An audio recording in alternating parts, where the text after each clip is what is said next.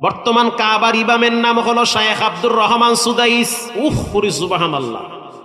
গত রমজানে, আমি প্রায় রমজানে মক্কায় থাকি, গত রমজানে সাংবাদিকরা তাকে প্রশ্ন করলো, একই প্রশ্ন প্রতি রমজানই করে তারে। বর্তমান পৃথিবীর ভিতরে সবচেয়ে সম্মানী ব্যক্তি আপনি, কাবার ইমাম। রমজান মাসে আপনার পিছনে প্রায় 70 লক্ষ মানুষ সালাত আদায় করে। রমজান মাসে রাস্তাঘাট, অলি গলি, মাঠ ঘাট সব ভরে যায়। লক্ষ লক্ষ মুসল্লিরা কাবার দিকে ফিরে সালাত আদায় করে। একটা আওয়াজ হয় না, একটা সাউন্ড হয় না। যখন ইমামরা তেলাওয়াত করে মনে হয় তখন সবে মাত্র কোরআন নাজিল হয়।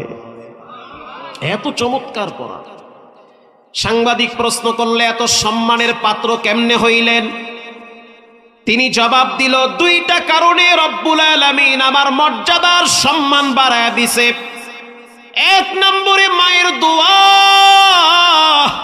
2 নম্বরে কোরআনের বরকত। 1 নম্বরে মায়ের দোয়া কেমনে? বলে আমি যখন ছোট ছিলাম, মাত্র 9 বছর বয়সে আমার বাবা আমারে মাদ্রাসায় ভর্তি করছে। আমার কণ্ঠটা চিকন কণ্ঠ, মায়াবী কণ্ঠ। আমার আব্বা ব্যবসায়ী মানুষ, বাড়ি হলো দাম্মামে। মক্কার থেকে প্রায় 12 থেকে 1400 কিলোমিটার দূর হলো দাম্মাম। ওখানে আমার বাড়ি, গ্রামের বাড়ি, ওখানে বসবাস করি। আমার আব্বা সিদ্ধান্ত নিল, যেহেতু আমার অনেকগুলো ছেলে মেয়ে, ছোট ছেলে এর নাম রাখছে আব্দুর রহমান। আল্লাহর কাছে সবচেয়ে দামি 2টা নাম, একটা হলো আব্দুর রহমান আর একটা হলো আব্দুল্লাহ।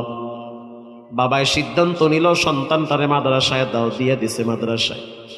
মাত্র কয়েক পারা মুখস্থ করছি, এর মধ্যেই সংবাদ পাইলাম আমার আব্বা অসুস্থ হয়ে গেছে। বাপ যদি অসুস্থ হয়, সন্তান যদি ছোট থাকে, তখন বেশি কষ্ট ছেলের চেয়ে বাবার লাগে।